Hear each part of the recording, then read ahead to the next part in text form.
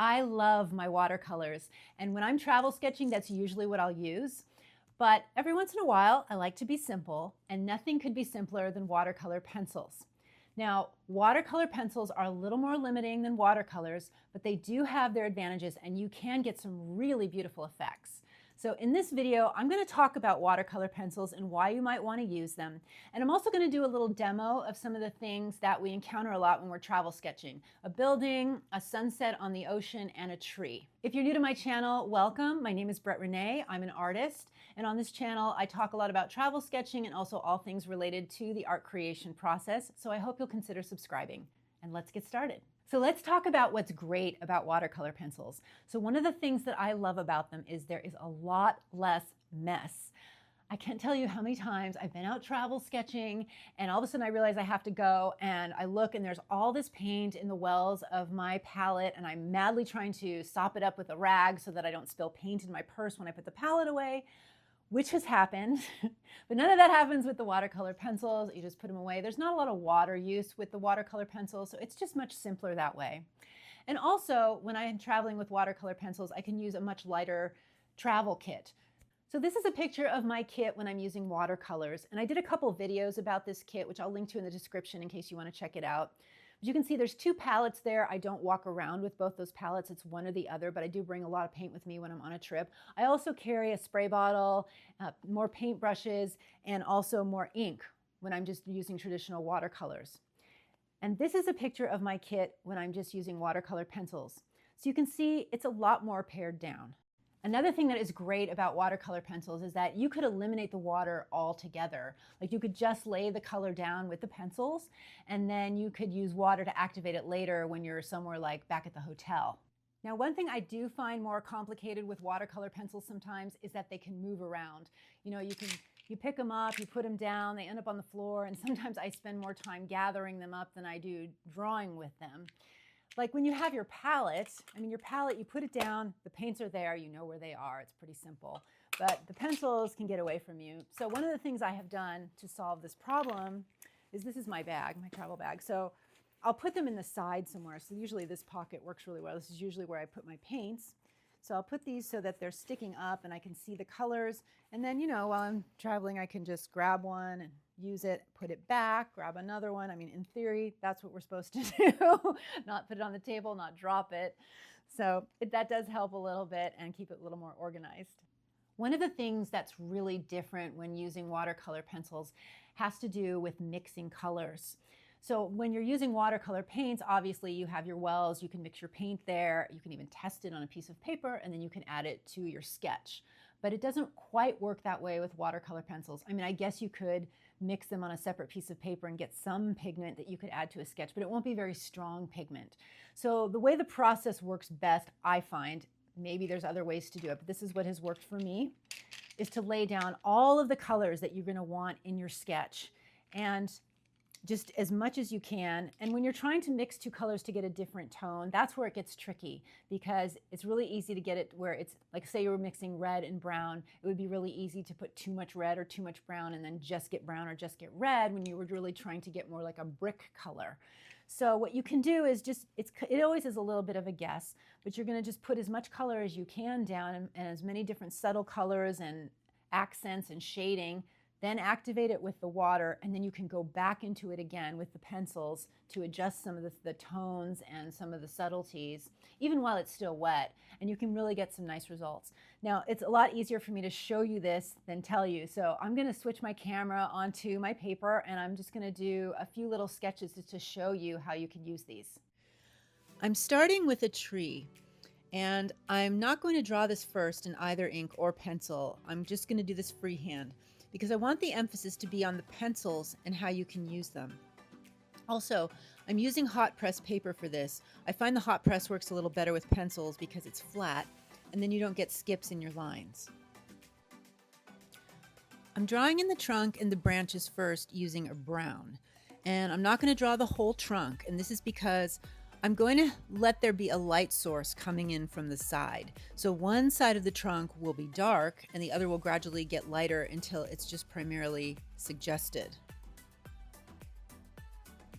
I'm also adding in some black to help start that darker tone in places.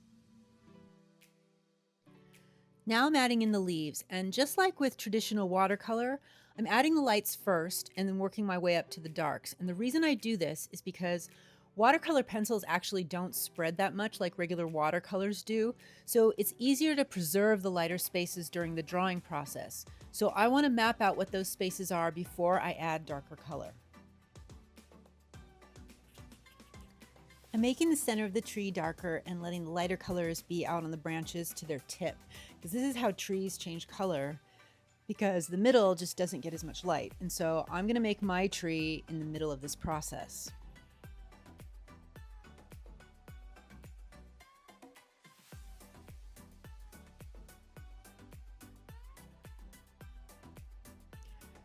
Now I'm going to add water, and as I do this, I can smudge things together a bit, and I can extend some of the pigment into the lighter side of the trunk to define it while keeping the values very light.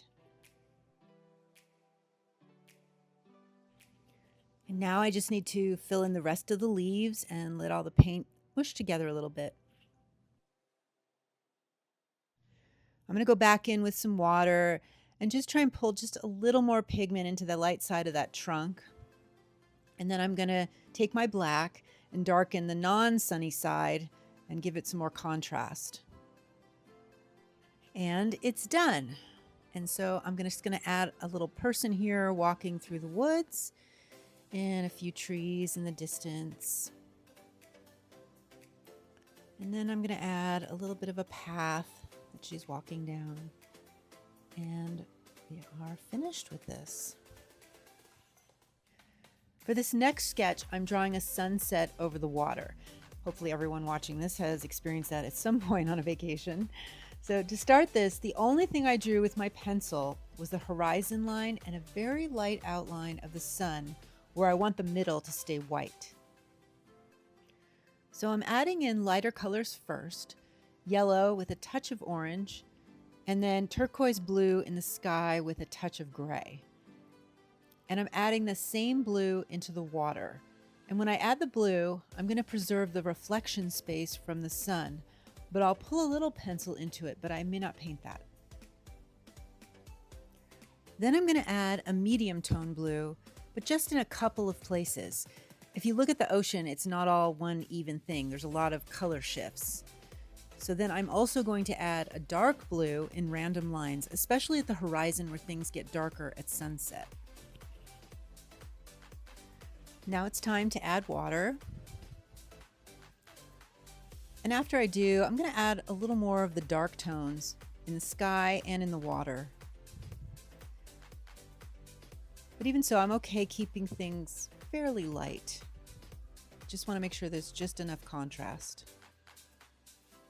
And that's that.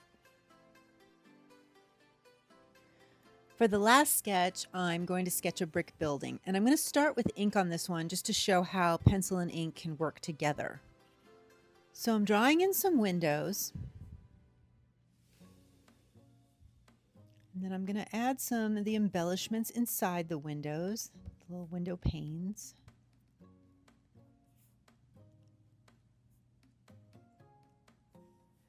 Then I'm going to add some of the markings on the building.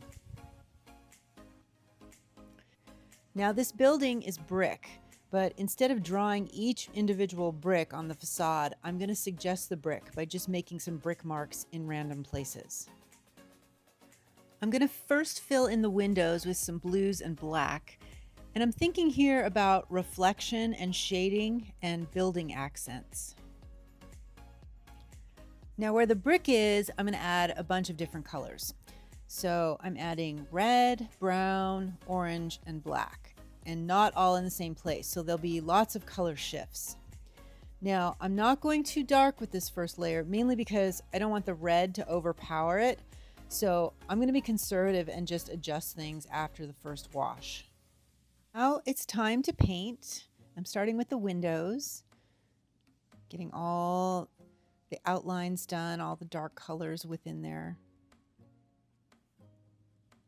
And then I'm going to move on to the brick, and I'm going to let all those colors that I laid down just kind of mush together. And then I'm going back in with my brown pencil for contrast to make some of the areas darker than others. Make it look uneven. painting that. And then a little more contrast at the top with my black pencil, a little bit darker, some shadows. And that's it. Thanks for joining me today. If you have any ideas or experiences you'd like to share that you've had with watercolor pencils, please go ahead and leave a comment down below, and I will see you on the next one.